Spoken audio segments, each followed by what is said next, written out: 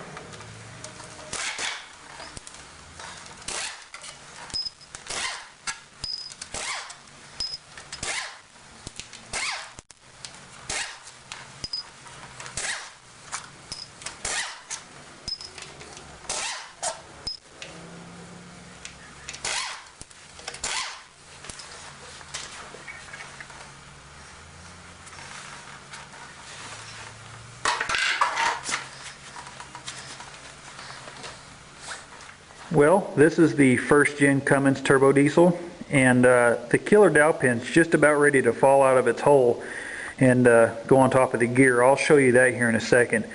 So anyhow, the killer dowel pin issue was all the way from 1988 to the end of 2002, and the 24 valves were still a second gen Cummins. The third gen Cummins, they fixed the problem, and the third gen is the common rail Cummins. So anyhow, if you got a 24 valve that's 2002 or anything older all the way to 1988, you might be investing a little bit of money and a little bit of time in getting this killer dowel pin issue fixed, because it'll save you a lot of headache in the long run. This right here is the killer dowel pin, and it's just about ready to fall out. So what we'll do is pull this bolt out right here and make a tab that covers the killer dowel pin right here. Once this killer dowel pin falls out, if it ever does fall out on you, what'll happen is it'll get on top of this gear right here, and it'll knock the side out of this cover right here every time. This gear cover, the gear housing is actually aluminum, and it'll break real easy. Well, once that happens, you get a whole bunch of extra parts down in the bottom of your oil pan, and it's going to cause you a lot more headache than it would have been just to fix the pin. So like I said, what we're going to do is get a hammer and a chisel and drive that back in its home, and then build a tab from this bolt to cover that hole so where that killer dowel pin will not ever come out again. Well, I got the killer dowel pin drove back in, and it's pretty simple. All you do is take a hammer and a punch, kind of like what I got right there, and just take a hammer and punch and drive that killer dowel pin back in its hole. And then of course is what I'm going to do. Like I said, I'm going to pull this bolt out right here and build a tab that goes over and it'll actually be covering this hole right here, so this killer dowel pin will never have a chance of working its way out and rolling down here on this gear. Now that I got that killer dowel pin drove in there, I got some Loctite for this bolt to go back in this hole, and I made the little keeper to keep that killer dowel pin in the hole there, and it's nothing special, just a piece of iron. And you want to make sure you make it out of something heavy enough. They actually sell the little kit you can buy for it. It's like 10 bucks, but you can make one by the time you get it shipped to you and everything like that. So anyway, that's what I've done there, and I'm gonna stick this back in that hole with some Loctite. So anyhow, this is what it looks like right here now that I got the tab in there, and it's folded over the top of that killer dowel pin. I put Loctite back on the bolt and torqued it back. So that's going to keep that killer dowel pin in that hole, and it's going to keep from breaking this timing cover. So anyhow, this is about what it looks like, and I'm going to clean this cover up and get the cover ready to go back on there.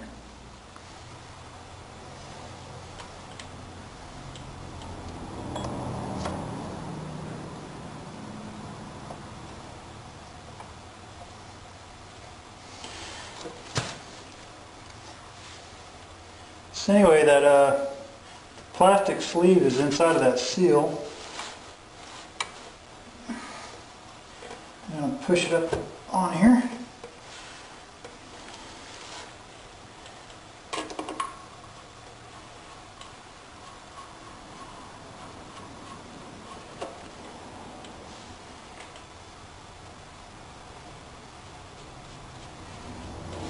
So then this plastic seal comes out just like that there.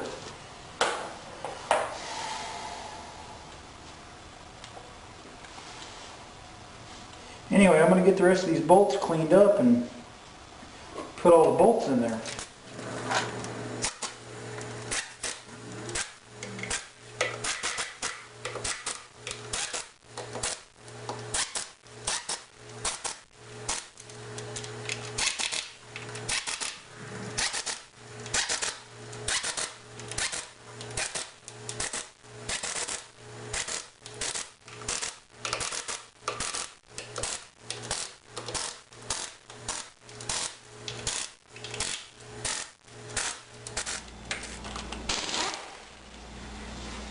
I'm going to change this water pump out too. I really don't want to run a used water pump.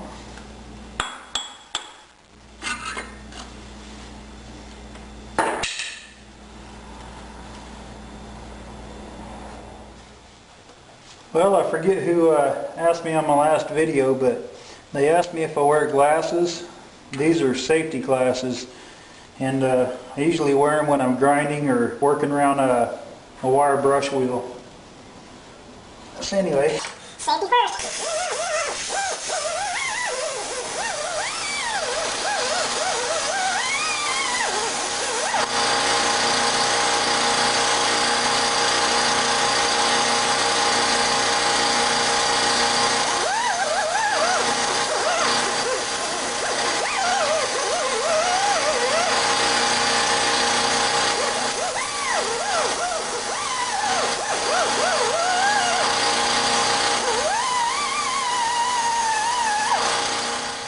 Well, this is what the front of the motor is looking like so far. I still got quite a bit more to do on the entire motor to clean it up and get it all painted up and everything. And I got a few little heater hoses and stuff to change. Well, this is what it's looking like so far, and I got the Cummins set in there, and I got the motor mounts all bolted in and everything. So I'm going to have to run a 3-inch body lift on that truck, and that's what it's going to look like right there. I stuck a temporary 3-inch body lift underneath there because I needed to bolt everything up around the motor mounts and stuff. Tomorrow I'm going to build the cross member for it. I really didn't want to run a body lift, but I really don't want to spend another week fabricating motor mounts and stuff. So anyway, this worked out really good, and I'll be able to get to pretty much of everything if I ever have to work on it.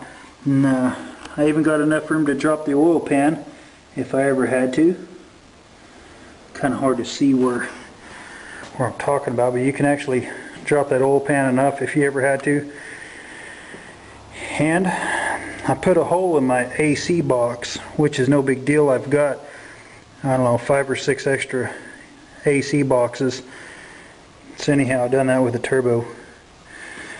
And everything clears really well. I got to relocate that dipstick tube.